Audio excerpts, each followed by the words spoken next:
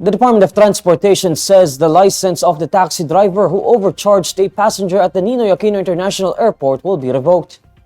In a viral video, a passenger is heard complaining about being charged about 1,200 pesos by a taxi driver for transporting her between NAIA Terminals 2 and 3.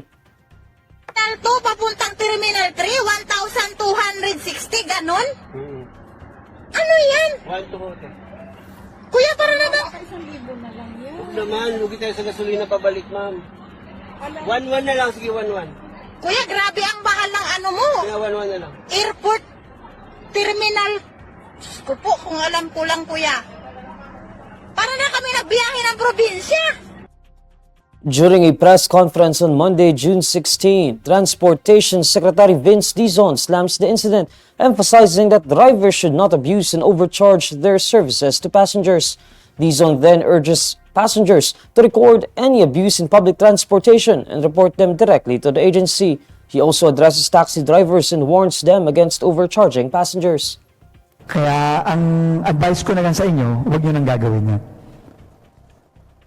Kasi ito mangyayari sa inyo. Walang biro to, kalukuhan na yon. Yan na pang-aabuso na yan. Pang-aabuso na yan. So,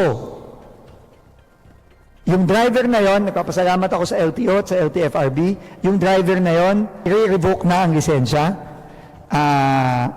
At more importantly, no, the drivers, suspended na yung driver. Dizon also reveals that the provisional authority of the driver's taxi unit has already expired.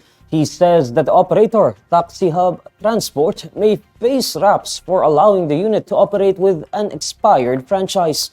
For its part, Taxi Hub Transport says it does not tolerate any form of misconduct or abuse against any passenger.